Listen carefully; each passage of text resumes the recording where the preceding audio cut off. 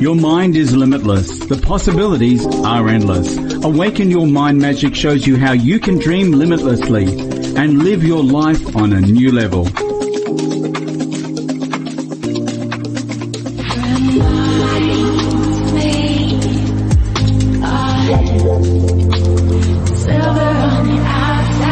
Susan Kathleen speaks with ordinary people who are living extraordinary lives using the power of their mind.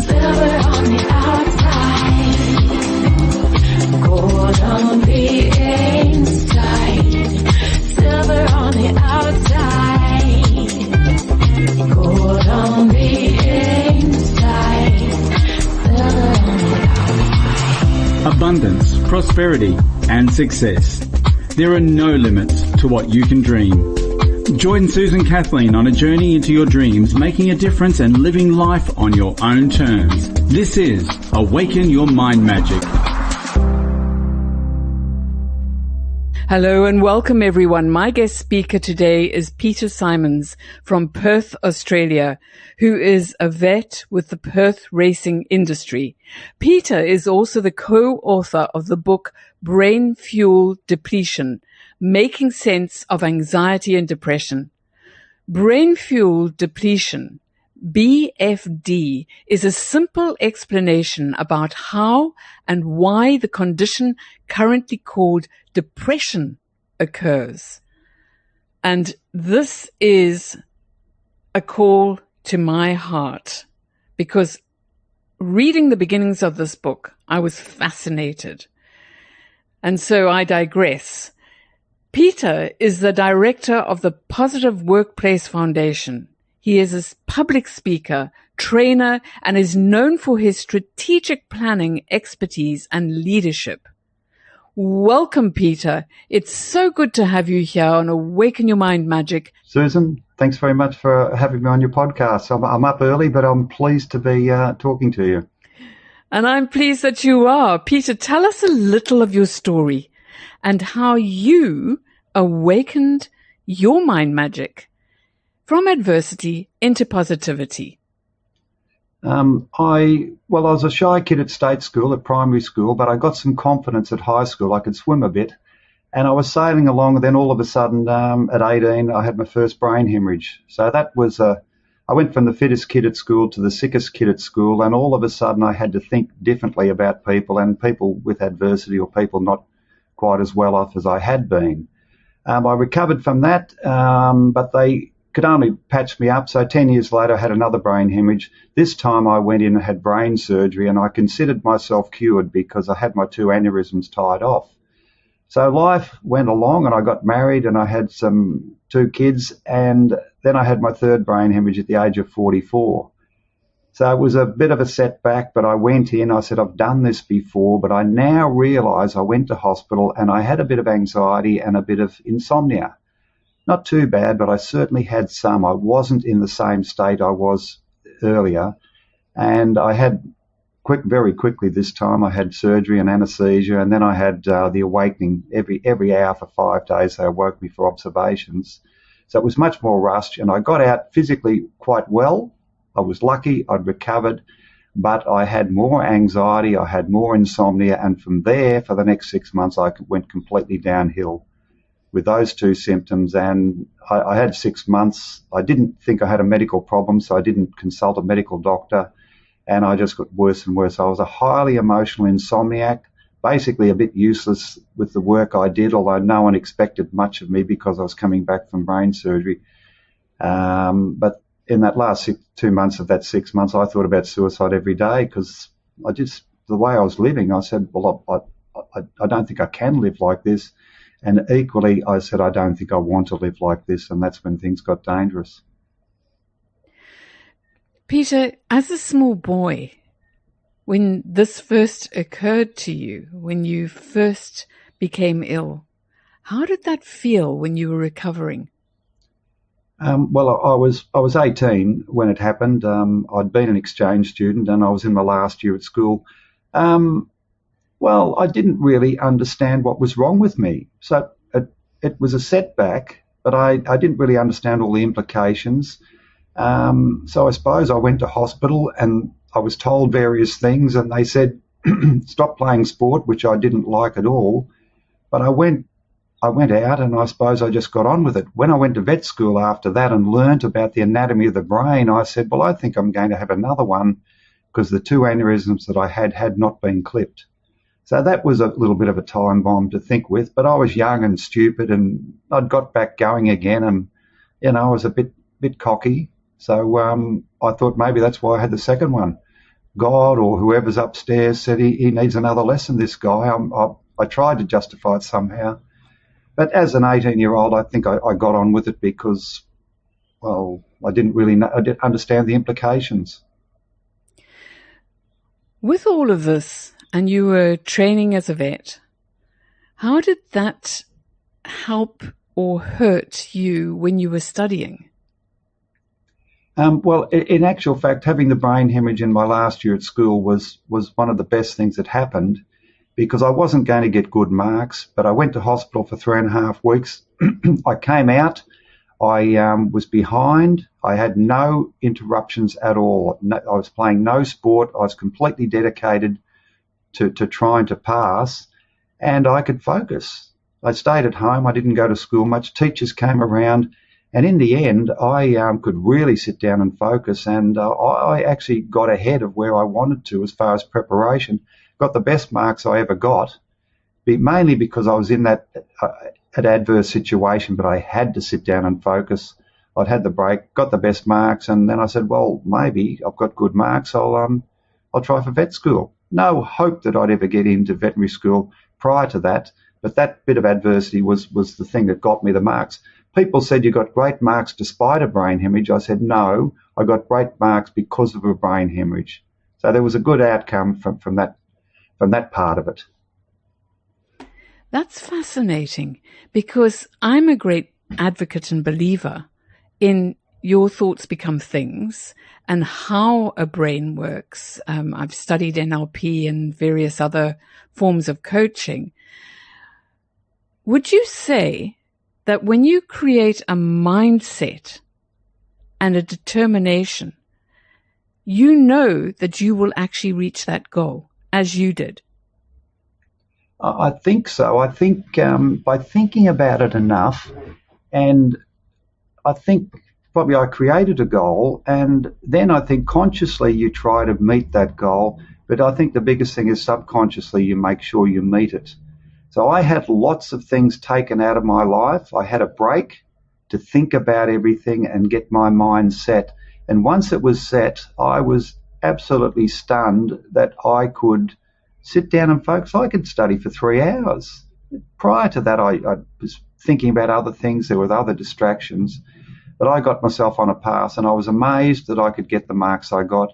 About a week to go, I said, I think I've done what I wanted to do. I've never been that prepared, and I came from a place that was a long way behind. So it taught me a lot, and I realised that I was smarter than I thought I was. I'm not smart, but I was smarter. But when I got organised and motivated, I could achieve something that I sure I wouldn't have without that setback. And it, opened my mind up to what was possible, what I was capable of later. So again, out of adversity, there was a blessing there because I learned something about myself.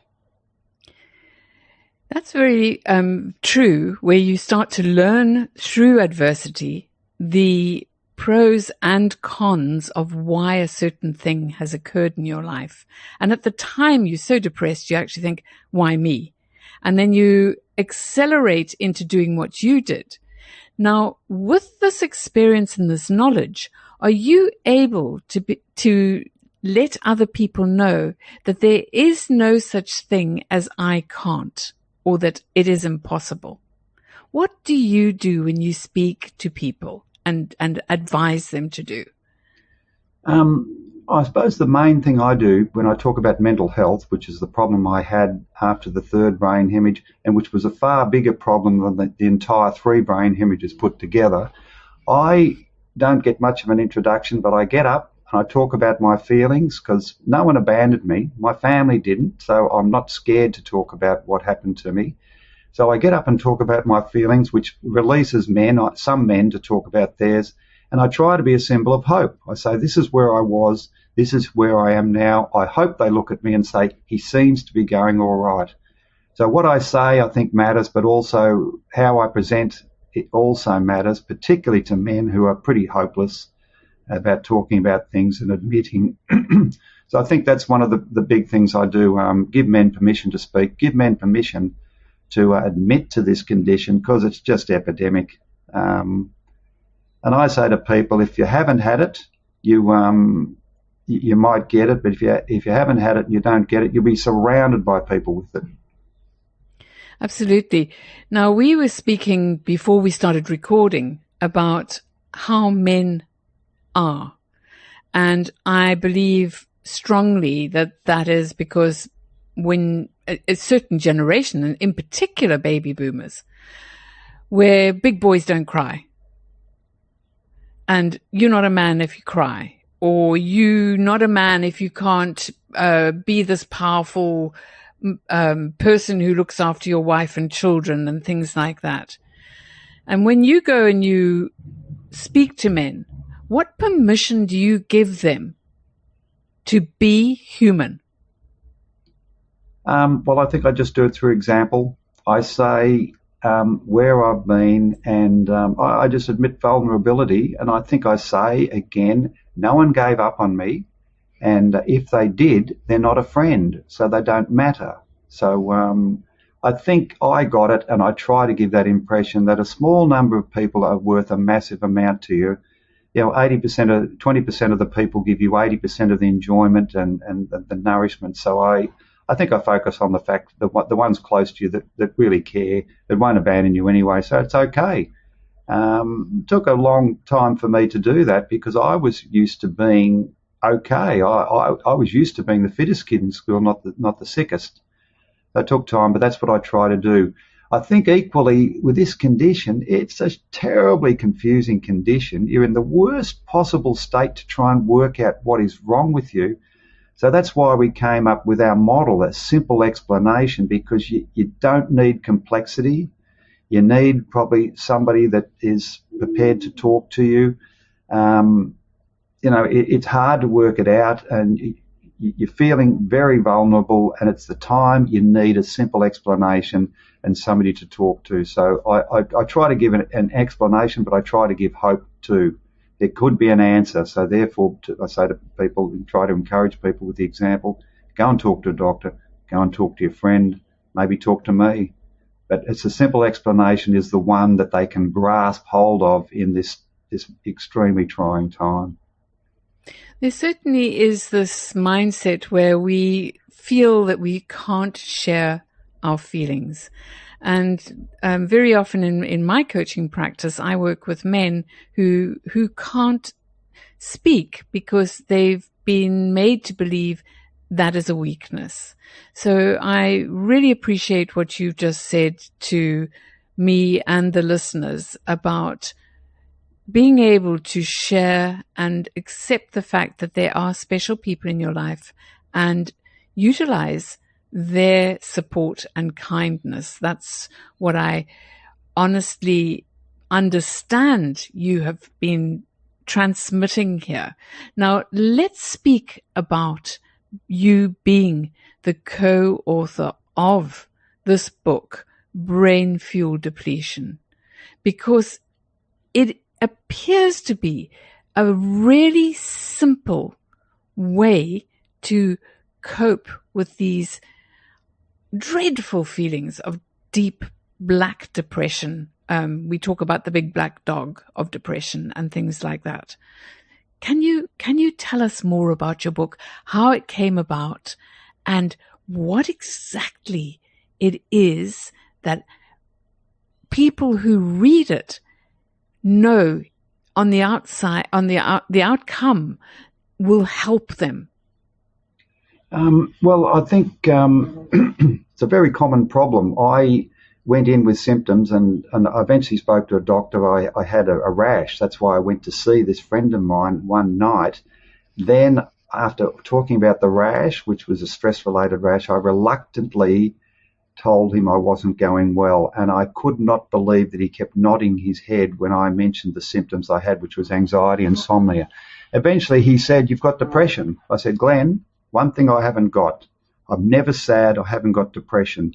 He said, "It doesn't work like that." And I said, "Well, it's a stupid condition then if what they call it is a symptom that I didn't have."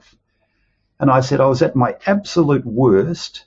I'm trying to work out what's wrong with me, and the condition is just a terribly named condition." In vet school, we had a huge number of diseases to learn, but if I could work out etiology and pathogenesis, the cause of a disease, how it actually manifests and produces symptoms, I could work pretty well everything out. I said, "This is a stupid name." So I then went on a mission to explain this better. And I said, "It's got to be simple." And I said I was going to call it LSD, low serotonin disease. And I asked a few people, "What do you think of it?" They said, "We hate it." So it was a terrible name. But then I met Clyde Jameau.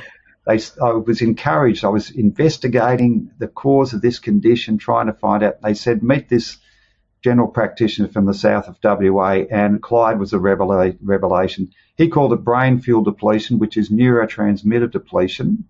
Neurotransmitters are what make the brain work. They connect the 100 billion neurons in our head to each other with chemicals.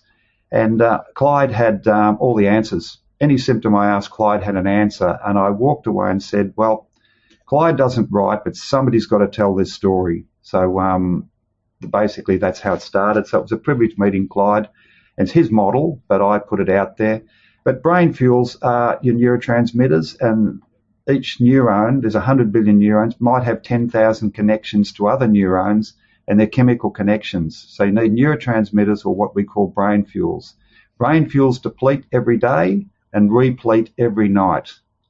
For a person that's stressed with one stressor or many stressors, they can deplete incrementally, just an amount. You might just be 99% after your day and night. You're not quite replete. If that goes on for long periods, you'll deplete your brain fuels. So brain fuels will fall away, which gives you a certain set of symptoms, and then adrenaline will kick in to keep your body running. And adrenaline is the most powerful hormone on earth, and adrenaline gives you powerful symptoms. So the insomnia and the anxiety are explained by adrenaline. Some people, adrenaline's the fight or flight hormone. Some people become angry, irritable, frustrated. Others become remote and withdrawn. Some people do both. So there might be a manager, upset everybody and then withdraw. As we go along with depleting brain fuels, and which give you physical symptoms as well, adrenaline increasing, the exhaustion, the fact you can't sleep, the fact you're highly emotional, then you get to a phase, the suicidal phase. It can be because you're exhausted. You don't want to live like that. And I said, "I'm going to get sick. I'm going to get cancer or something. I'm so run down.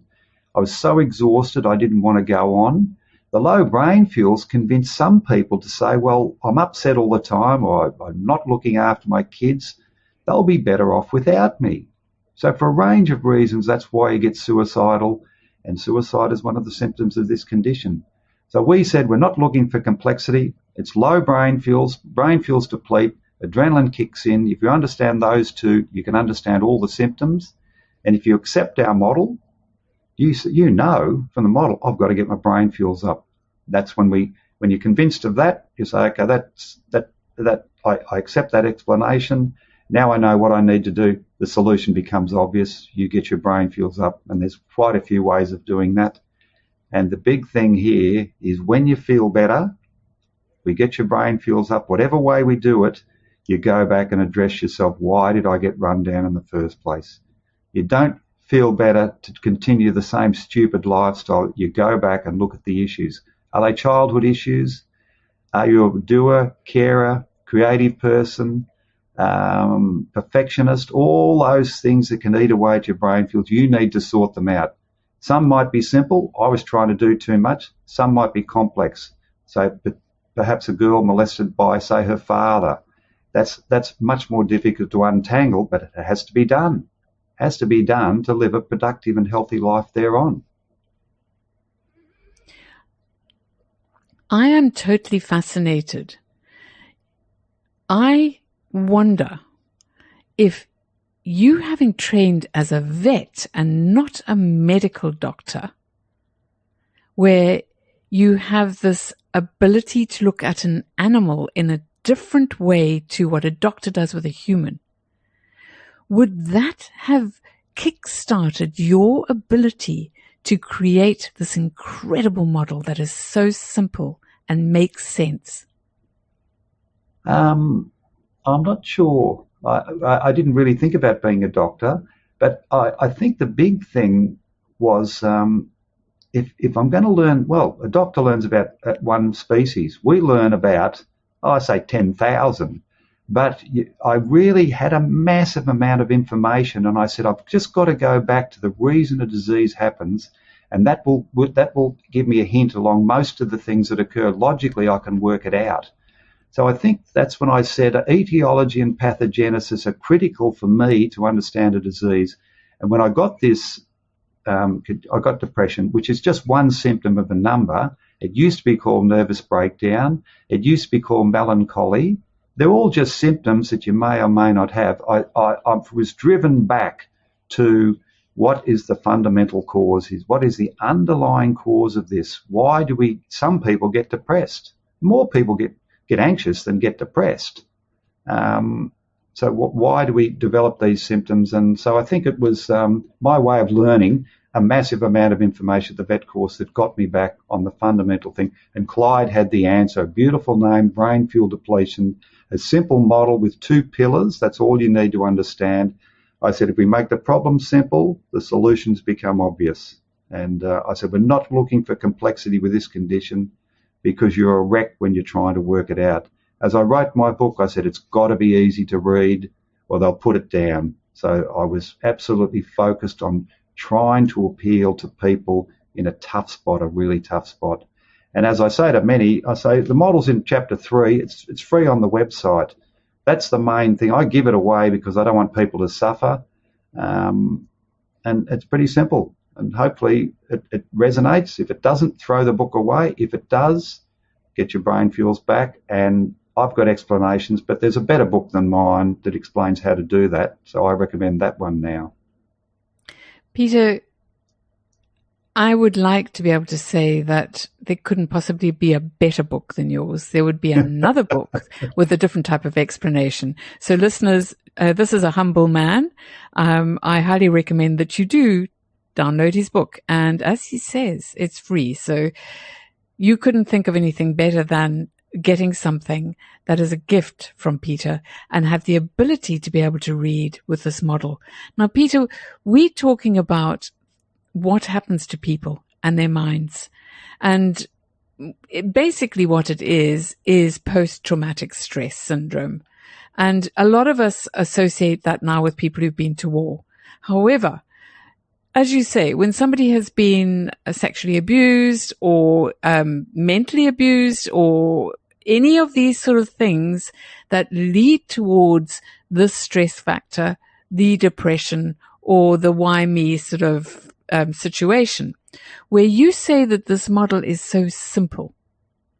Can you explain very quickly what it involves?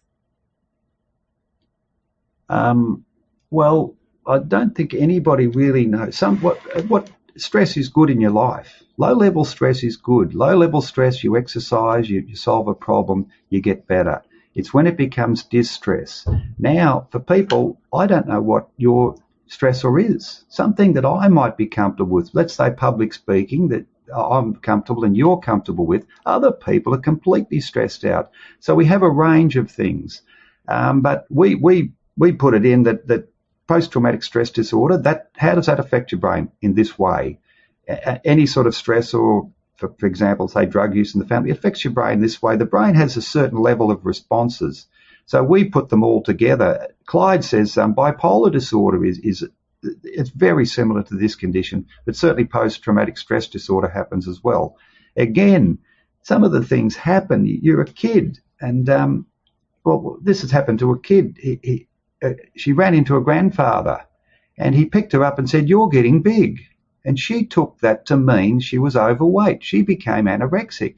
Now, she was probably at a critical stage where she was thinking about her way, and the grandfather who meant nothing. Now, that was a massive stressor for her, and he was absolutely devastated that happened. So we don't really know when things come along, and it can be something that you've coped with well, and then all of a sudden it becomes a bit much, or somebody says something at the wrong time. So there's a range of different things can happen. If they have the effect, they have the effect. If at the end of it you deplete your brain fuels, well, that's happened. And I might say, well, that's a silly reason. You say, no, it might be for you, it's not for me. Well, the other thing we do say is that that high achievers, or we call them big brain fuel users, can get this condition as well. And we call them doers, like politicians, busy, that's me, carers, doctors and nurses, or my mother who had 5 kids and drove herself into the ground looking after people, caring for the world. Perfectionists, everything's got to be perfect. They're great people to work in your business, but if they half kill themselves producing something of high quality, that's not good for you or for them. Elite performers, sports people, white single issue people. I want to be the best. I want to be the gold medal at the Olympics. I want to be the best footballer. Maybe they get injured. Maybe they never achieve their dream, but single issue people, but elite performers. And creative people. That's famous poets and authors and chefs and fashion designers, and Robin Williams, an actor, commit suicide, these sort of things. They're creative. They're creative 24 hours a day, eat through their brain fuels. Maybe they don't achieve something. Robin Williams was an amazing performer, but I said, when you're on stage, you control a room completely. When you come off, there must be a downtime while you replete your brain fuels. He had some other issues. I think he had a neurological disease, but one of the most loved people in the world, he committed suicide. So we've got many causes of this, and some of these people are great achievers. Vets commit suicide at 4 times the national rate. And I think it's because they're doers, carers, and perfectionists. Not all of them, some of them. And when you do that 60, 80 hours a week with out of hours, that can really eat you up.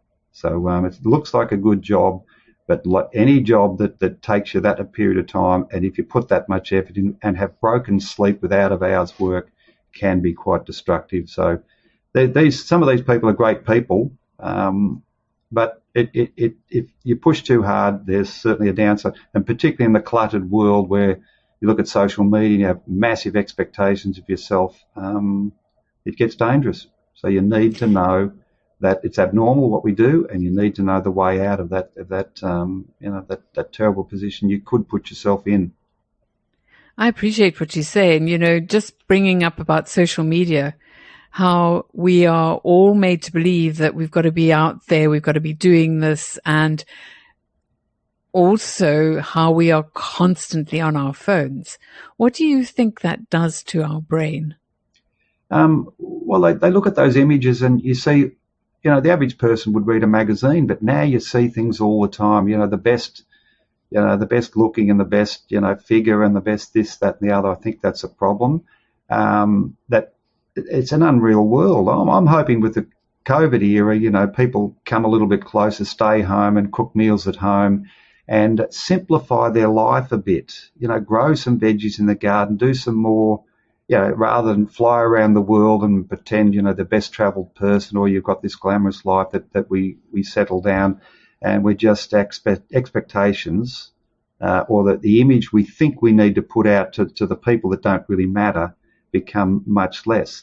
The other thing, always on your phone, I said yesterday, I don't mind so much if people are on their phone, but at night is sleep, which is sacred. You cannot be on your phone then. You cannot have the blue light in your face, which is telling you that it's the middle of the day when your body hopefully thinks it should sleep, when your melatonin levels are there, if you're living a normal life.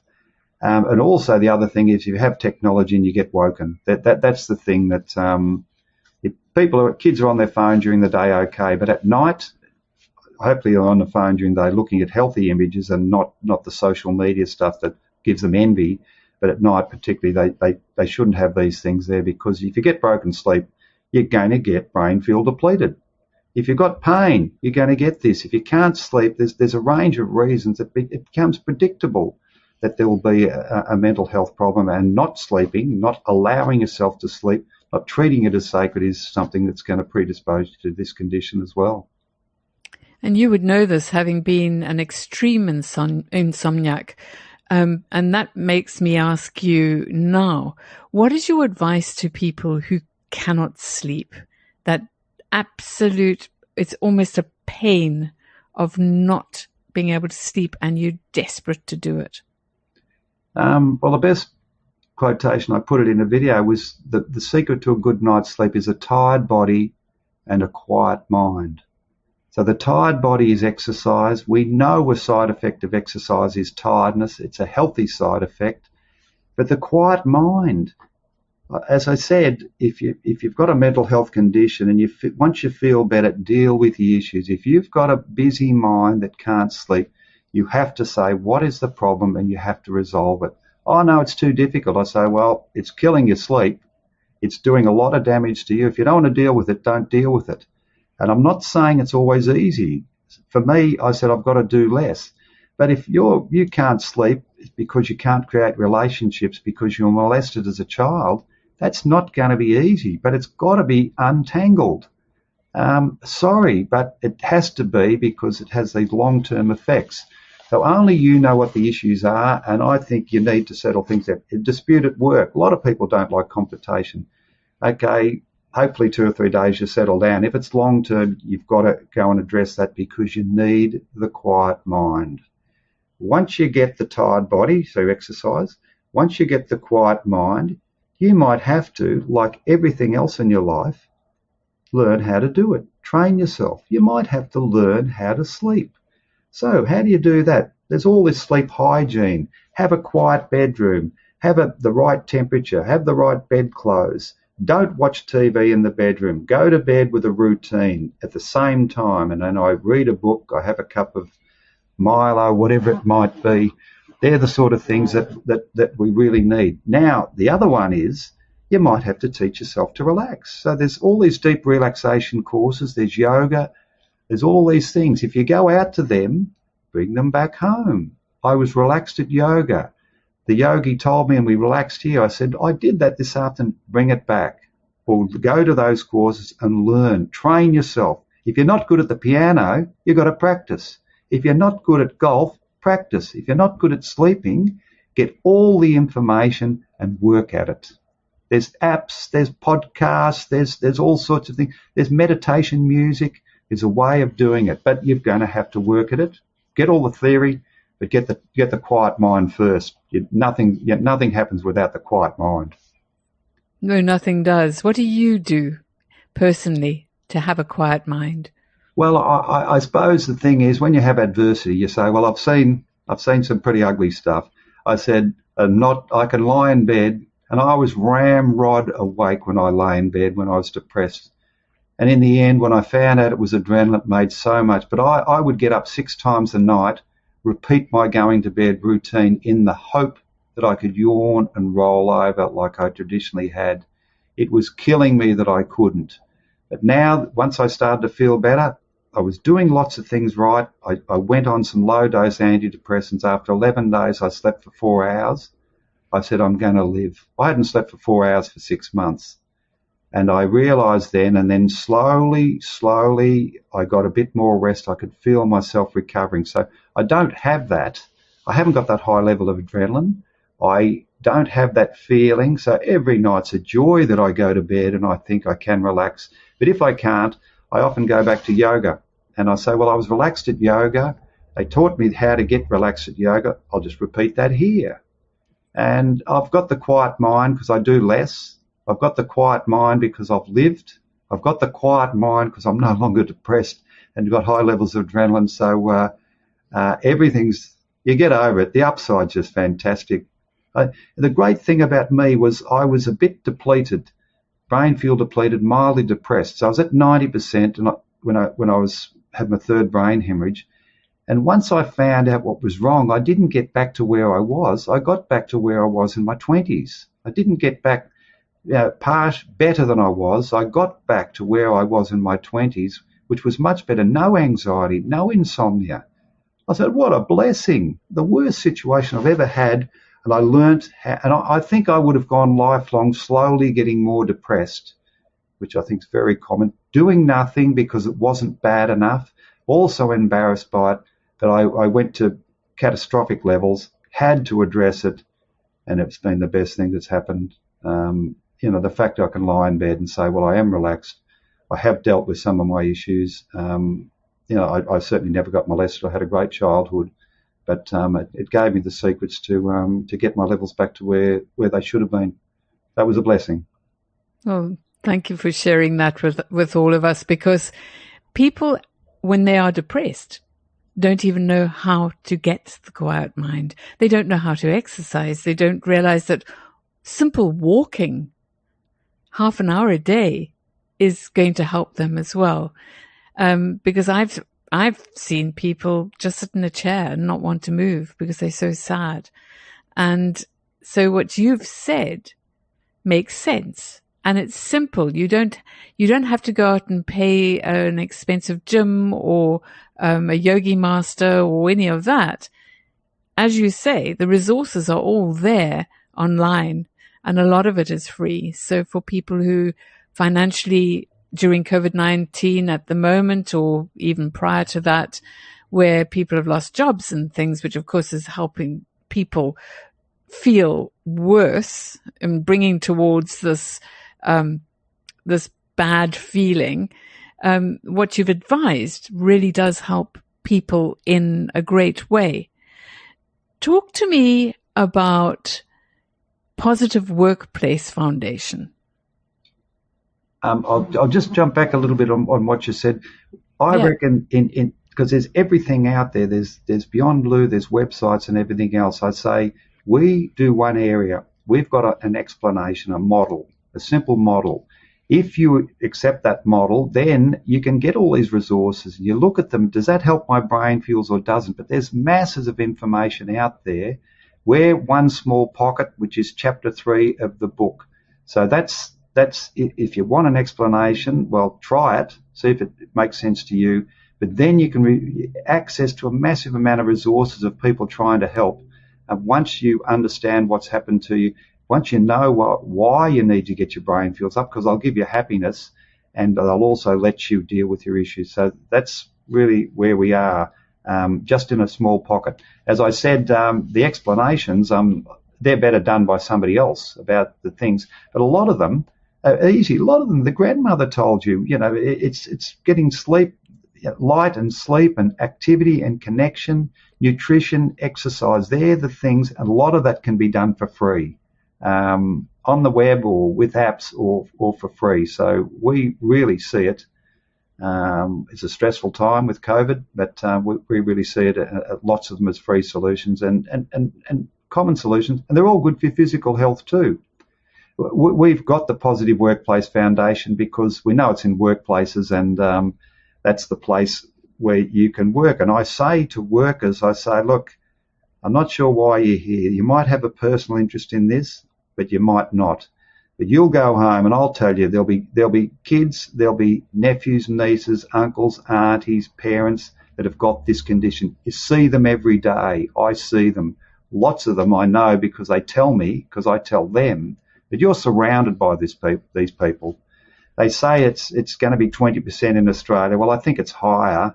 And the clear thing we make with Brain-Fuel Depletion is it's not you're badly depressed or you're not. You are and I am and you aren't. It's a degree, and people dip in and out of brain fuels, but then sometimes they can go down completely. So people often have this condition, and there's nothing wrong with that, and they get over things in a couple of days. So there's a lot of it around. And I look at people, I say, gee, that person's a doer or a carer or perfectionist. I said, they're going to have to watch themselves, and I watch them too. But we do that within the workplace. But we say to people, we're telling you this in the workplace. It doesn't stop when you walk out the door. This is a society issue. So the workplace is a place to teach them, to help them, to help their boss, but also to help them when they walk out to help other people. I love what you just said as well, where you advocate people understanding that they don't have to spend thousands to be able to heal themselves. What I also love is that you've got this Positive Workplace Foundation and you are prepared to help people understand themselves better. When you talk about your model, how long does it take to teach a person or to help a person? It depends a bit on their state. Are they looking for answers or not? Are they there because they want to be there? But I think we can do it in half an hour, give them a pretty good understanding. The model's simple. So we tell them in half an hour, but then they've got to say, okay, do I accept the model? And if I do, I say, okay, I think my brain fuels are down. Then they move to the next step of saying, how can I get my brain fuels up? So we give them some information there, but if they think that's the answer, they'll do it because they all of a sudden they've got hope, something I can focus on. Clyde, the doctor I work with, is fantastic. He said it's common to get a woman bring her son in, and the son can be quite resistant. And he said, I explain the model to them, and I say at the end, I said, I think I can help you feel better. And it might be a son, it might be an older guy or whatever. And he says some of them stay, some of them come back the next day or the next week or the next month or the next year. Some never come back. But they've got it in their mind. There might be an answer, but they need to be ready. And people say to me, and I explain the model, and they say, yes, but I don't want to do that. I say, okay, no problem. Susan, whoever it might be, come back to me when you've been where I've been. When you've been at that situation, you'll do anything. So I leave them with hope, knowledge, simple model, and hope, and say, okay, it's now up to you. I can't change you, but I hope that that's raised your confidence that there might be an answer there. As I say to people, we make it easy. There's a 3-minute video. So if you haven't got 3 minutes, you don't watch it, but you look at it. I got a taste. Then I've got a 30-minute video on the YouTube channel, explains a bit more. Then you download 3 free chapters, all free. Read chapter 3. That's all you read. Does it make sense? Now I might have to cough up $10 to buy the book on Amazon or $28 to buy it for me because I don't give that away. It cost me $11 to print. There's a bit more. And then I tell you, get a Lardy's book because it's got it. So you've spent about $40. You've got all the answers, I think. So we make it as easy as we can, as simple as we can, mainly because we know we've got people on their knees, people that are desperate for answers, that can't handle complexity, that are looking for something and might be poor. They might need lots of psychiatric help to unravel some really complex problem, but we can get them on the road. Fantastic. Now, you're a trainer, so talking about that, as a trainer, do you train people or to become mentors, trainers, or coaches in this program? No, we don't. What I don't do, I say I'm a vet, and people say, "Can I come and see?" And I say yes, and they say, "Can I pay?" And I say, "No, I don't want any money because I am not qualified, and I don't want to be responsible. If somebody, let's say, commits suicide, I don't want to be on the other end of that." Clyde's the doctor. Clyde sees a certain number of people, but I send people to professionals. But I just say, here's a message. It's a common sense. It's sort of a first aid type message, the first level. If you need more detail, go to your doctor, get prescribed drugs. I don't do that. But we certainly teach people or tell people or explain it to people so they can go and talk about it. That's what we want, word of mouth. I want people to take my book to their doctor and say, can you explain it in terms of this? And I say to them, if the doctor said, no, I can't read that, I said, well, there's a 3-minute video. Would you mind watching that with me and to see if you understand? If he says, no, that's rubbish, okay? If you think it works and he doesn't, go to another doctor. It's the most imprecise of all the sciences, psychiatry and psychology. Everybody's got their own reading of it. Most people who get a real interest in it have had personal problems. And there's lots of ways of explaining it. I said, get somebody who speaks your language. I love that because I believe that anybody who is a coach or mentor or, as you say, where you've come from. I know you're a vet. However, we basically have all had a situation in our lives that's it's bent us towards wanting to go into the industry to be able to teach it, because naturally we want to be able to uplift and help people. So I like that. That's wonderful. It's made me have a bit of a giggle. And I think anybody else in the various professions of psychiatry or anything like that will also have a smile, because they do understand. And that's what makes us compassionate enough to be able to help other people. And this brings me on to say, you speak about a carer. Now, we talk about the caring industry, a nurse, a doctor, a carer who looks after the elderly. They are very compassionate, and very often in the industry do find themselves extremely depressed because they're taking on other people's sadness. Talk to me about that. I'll just quickly say that I'm in it and I'm passionate because I've had my problems. So I'm talking about myself. I think caring for the carer is critical. It's 24/7 and it can be exhausting.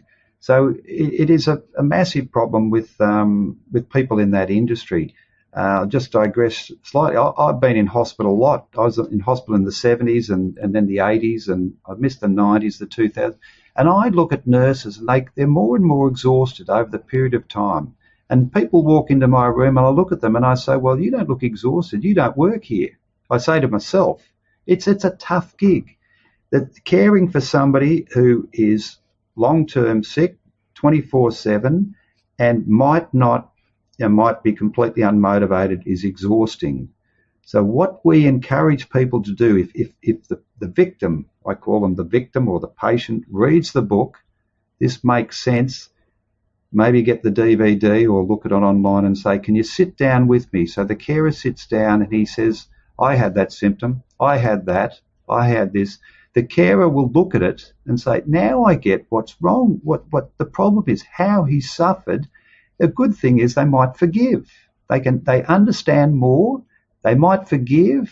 They say, now I get it, how difficult it is to get out. And so there's forgiveness, and equally then they can encourage the person down the right path. They see bad behaviours. What about the video we watched, whatever? So everybody gets on side. People understand it. They forgive, and I think it just becomes clearer because they know what suffering's gone on. The other thing I say is throw a couple of kids down the front and they're looking, and then let's say in 10 years' time, youth suicide is one of the major causes of death of young people. They might think back and say, I saw something about mental health. Maybe instead of taking the final step, they might say, maybe there's some answers out there. I watched that stupid old fella on a video. Maybe they'll have a little bit of a sense of some solution out there. Who knows what happens? But I say, put them down the front. You never know. Start the drip feed that there are answers. Absolutely. Peter, I'm in an area here where there's some really good schools. Well, all schools are good, but there are schools. And just recently, there's been a spate of youngsters committing suicide at the railway station quite close to where I live. And it distresses me terribly that these beautiful young lives are at a stage where they just simply cannot cope. And a lot of this is during COVID-19. A lot of it is nasty bullying, where the child just, or the young man or woman simply cannot cope. Would you think, or do you currently go to schools and help these children understand the simple way that you have of understanding their brain fuels? I go anywhere. I mean, I say I'm a doer, but the three things I do, I've got a job and I've got a family and I do this stuff. So well, no one ever offers you money, but I just go because I believe in it. But schools and things like that, you do get a bit of kickback. And I went to see, I won't say the organisation, but it was a big organisation, and I went, and the guy took no notice of me, and I realised it didn't suit him. He'd written a lot of papers on depression. He said, we've got to strengthen the depression name. My opinion was it was a stupid name, but that was the name that he had made famous and was involved in. And I walked out. I flew to Sydney to see him. I was going to have an hour, got a quarter of an hour, and he didn't really listen because it didn't suit him. He's an expert on a different area. So the uptake with some people has not been good, but I don't worry about that. I say, if people come to me and say, that helped me, Peter, I keep going. And I would say to this guy, if he queried me, I say, well, maybe you've got a different explanation. If that suits 50% of the population or 80%, but if I suit the other 20%, we're both on the same side. If they get some joy out of my explanation and others get joy out of yours, that's all. We're all on the same side. But so I really go to the individuals. There's the video. I work that way. And I've got a good network sort of thing, but have I got a mass organisation behind me? I haven't, but I'm still convinced that this is a solution for a significant number of people. But I talk to people, and it's things for kids. Teaching, so schools are great because teachers are stressed, kids are stressed. So at a certain level, and then they've all got families to go home to. If you get an inkling of a solution, it's a fantastic place to do it. Absolutely. Now, this is where I'd like to be able to point out to the listeners is during COVID-19, we have people losing their jobs, parents trying to hold themselves together and look strong for their children. We have the kids going to school where there's stress at school, and the teachers, they absolutely absorb the stress from the teachers as well. Maybe the teacher's husband or wife has lost a job and they're trying to hold their lives together. And now these kids go to school as well, and consequently there's angry kids who are bullying other kids. This is a vicious circle. Yeah.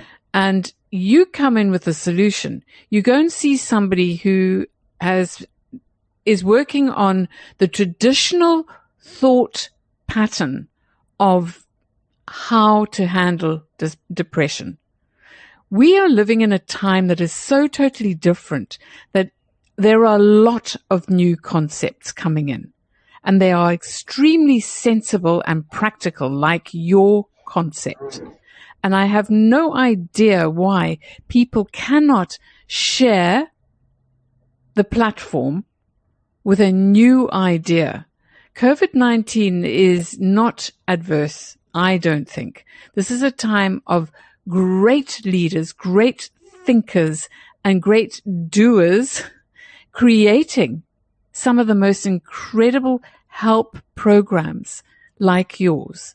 So if anybody else is out there listening, and Beyond Blue or anybody else, Alcoholics Anonymous, any of these places where they can actually incorporate Peter's wonderful program, I have no idea why they wouldn't, because it's simple. Peter said earlier on, and I don't know if any of you picked this up, but I did. When I said, how long does this program last? Or how long does it take to have a breakthrough? I call it a breakthrough. And he said half an hour. Why would you put a person through extreme depression who's just about to go and commit suicide on a 3-month program or a 12 steps to wherever to get yourself feeling better when it is an emergency? This is an emergency. A person wants to hurt themselves or die, and Peter has the solution. So I'm really excited about this, Peter. Really, I am. I advocate it hugely. Well, thank you. I just briefly, I gave a talk one day, and it was a bit of a hassle. Anyway, I went out there, and a woman put her hand up. She said, I was going to commit suicide. She said, I didn't care about my kids. I was absolutely ashamed of myself. I went out to commit suicide. A policeman saw me, took me to a hospital. I was there for 10 days, and she said, on the last day, they showed me your video, and she said, I left that day because I finally understood what I'd done to myself.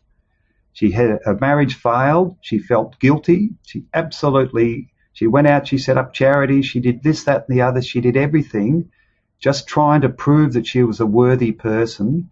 She saw the DVD and said, now I realise how I've completely burnt myself out. She said, I left that day. I didn't go back. She said, I went home and explained to my daughter, who was 16 when she was feeling bad. She was then 18. And she said, Mum, now I realise why you forgot us.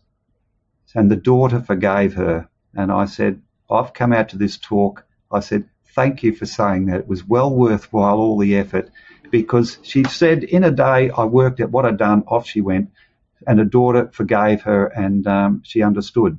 The other one I just briefly mentioned is I gave a talk. I was giving, somebody from, it was actually Beyond Blue, was giving a talk, and a guy said, what is it? It was a male group. How do you get it? How does it work? And she named all the symptoms, said, if you've got those symptoms, you've got it. If you've got those symptoms, you've got this condition. Anyway, she had to leave because she had a baby to feed. Her mother was outside. And when she left, I said, no, this is how it works. This is like how a car works. And he said, thank you. He'd got a list of symptoms. You've got these symptoms. You've got it. I said, no, this is how you develop these symptoms. This is the anxiety and all that. And the blokes just said, oh, now we get it. I'd given them how's a carburetor work? I'd give them that explanation. I'll just mention one more thing. One of the great books you can read is The Brain That Changes Itself, Norman Doidge. And he just neuroplasticity, what the brain is capable of. But he came to Perth and he spoke and he said, I underemphasised the amount of opposition I got from the medical fraternity. He said there's experts in the known, the current experts, who were completely opposed to it because they held sway over current opinion. And he said there was experts in the unknown, people interested in a new solution, a new way of looking at things. And I said, he's just told me exactly what's happened with me. I'll get people off the street say, that makes sense, Peter. And then, as I said, I've spoken to others that are resistant. They've got their own explanation. I suppose they've got their own power base. I don't know how other people explain this. I read books and say, well, they haven't explained what's happening. They've given a list of symptoms and a list of solutions. They haven't explained how any of it works. So if I saw a better model, I'd recommend it. I haven't seen one. The book I recommend, Steve Alardi's The Depression Cure, has got 6 fabulous strategies to improve your brain fuels and your mental health. His model, I looked at, well, that's not much of a model, but it's a beautiful back end of the book with the 6 solutions, which was what it's all about. Fantastic. So I'm glad that you think it's okay too, Susan. I do. I mean, I've interviewed many people and I've worked with a lot of people with this situation and these symptoms. And what's been going through my mind right throughout this time that we've been chatting to each other is, I am going to get that video. The book is a must, and that model is going to be incorporated in my coaching and my working with people, without a doubt.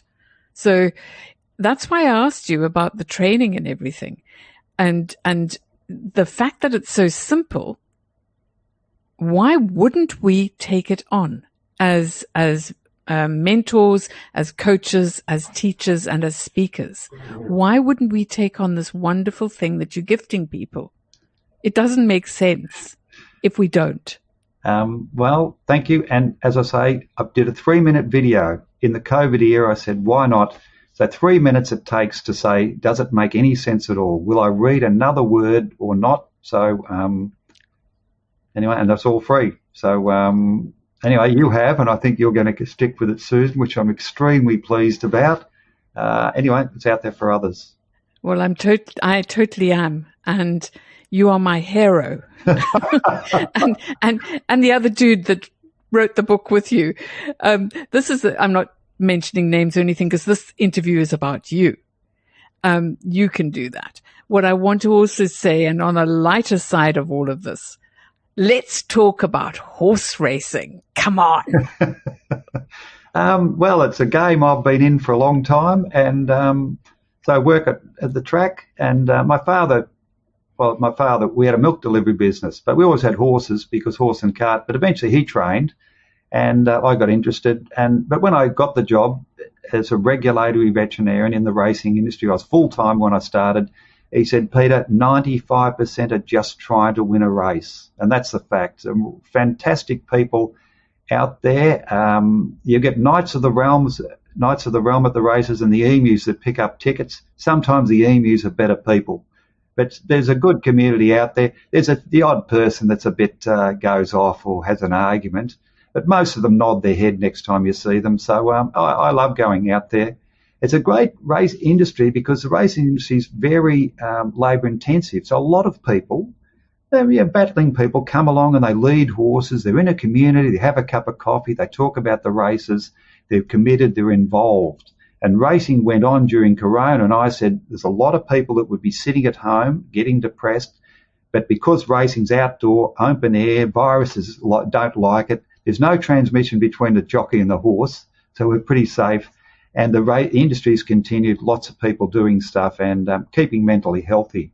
I'm not full-time. When I was full-time, the odd trainer got sick of me and I got sick of them.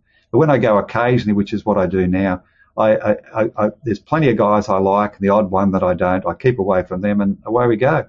Good industry, good people, all trying to make a living, great animals. Horses are fabulous animals.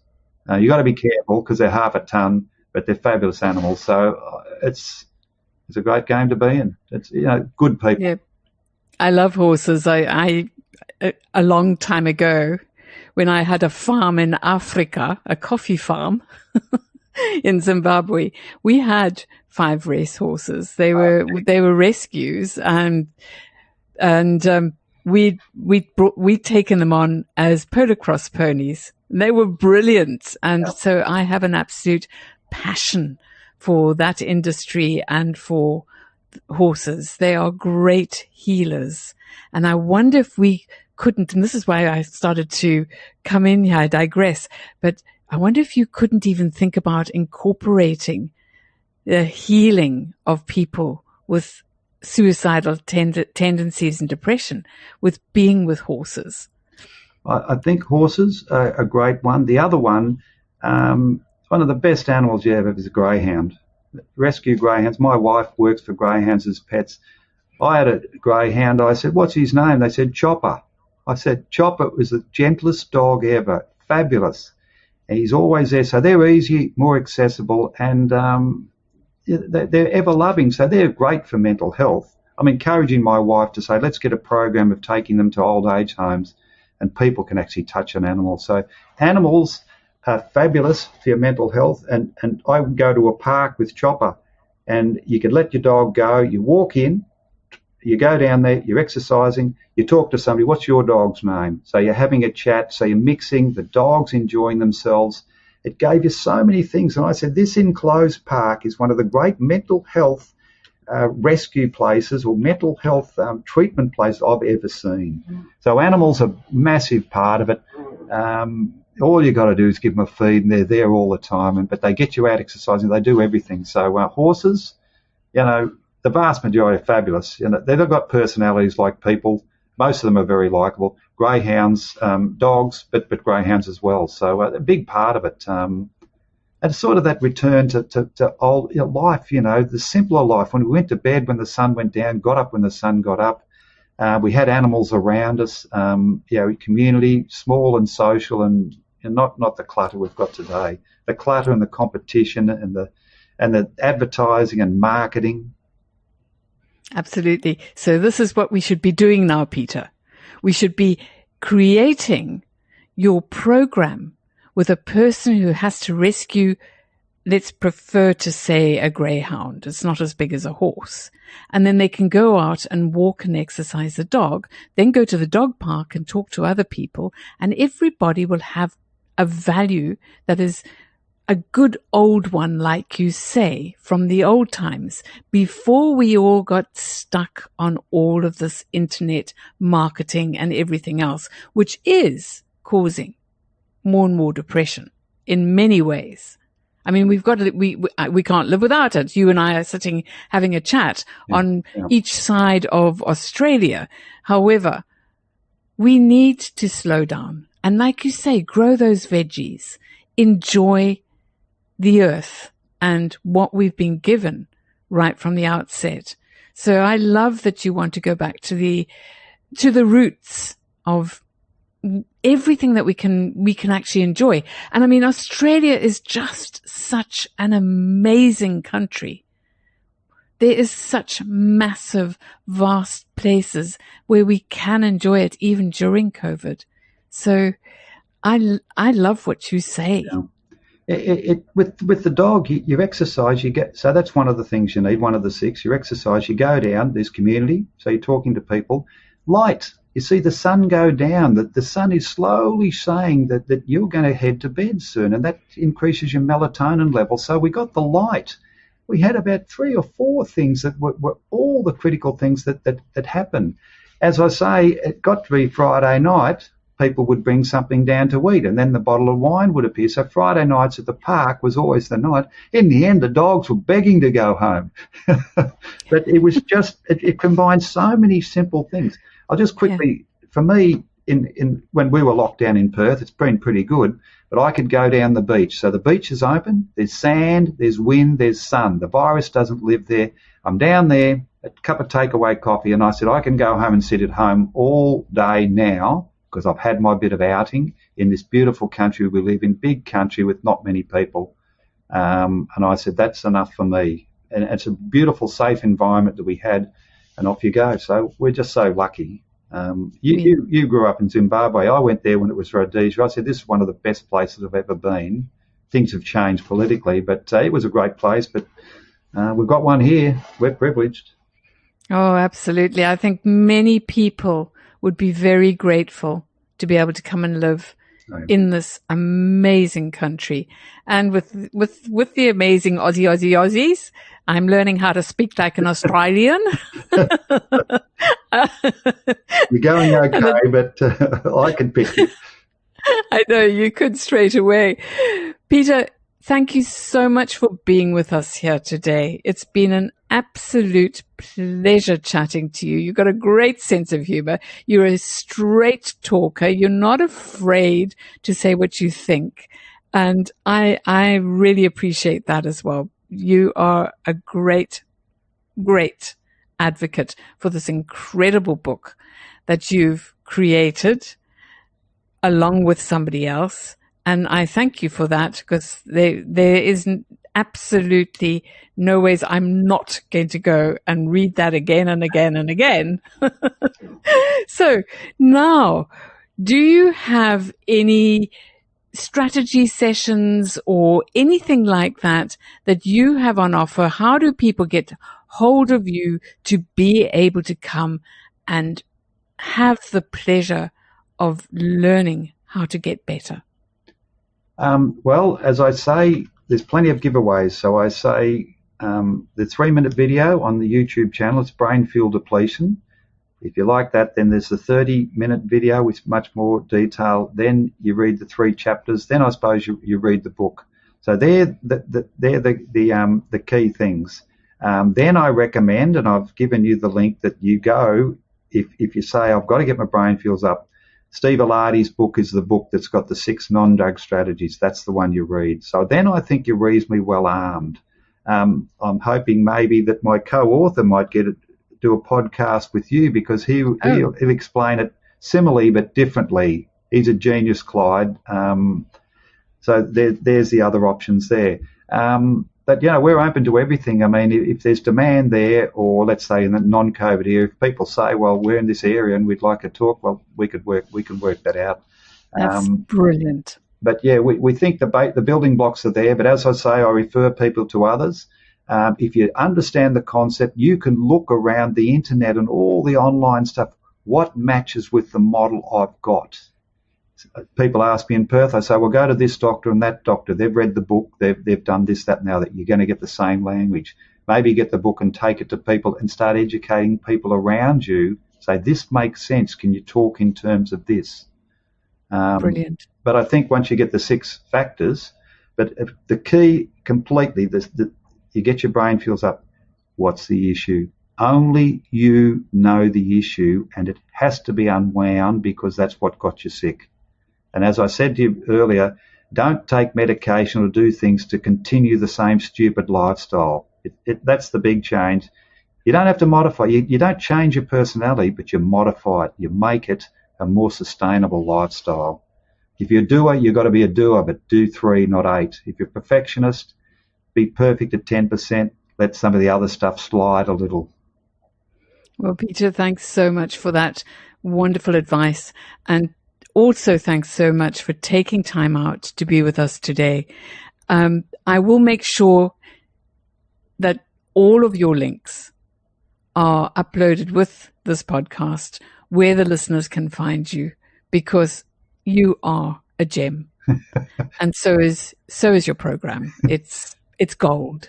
So bless you, Peter. Thank you so much for being on Awaken Your Mind Magic today. I'm looking forward to being able to interact with you further and your co-writer. So thank you. And we'll be chatting again soon. I've loved being on your show. Thank you. Bye now. Until next time. Thank you.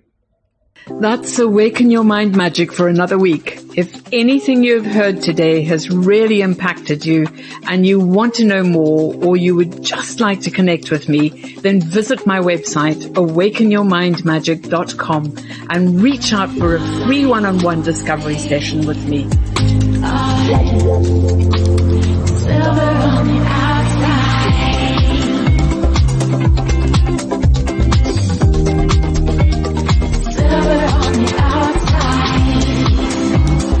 Gold on the inside, silver on the outside. Gold on the inside, silver. Tune in next week, where I'll be discussing more tools to unlock your dreams and live a limitless life that you would truly love to live. I'm Susan Kathleen, and this has been Awaken Your Mind Magic.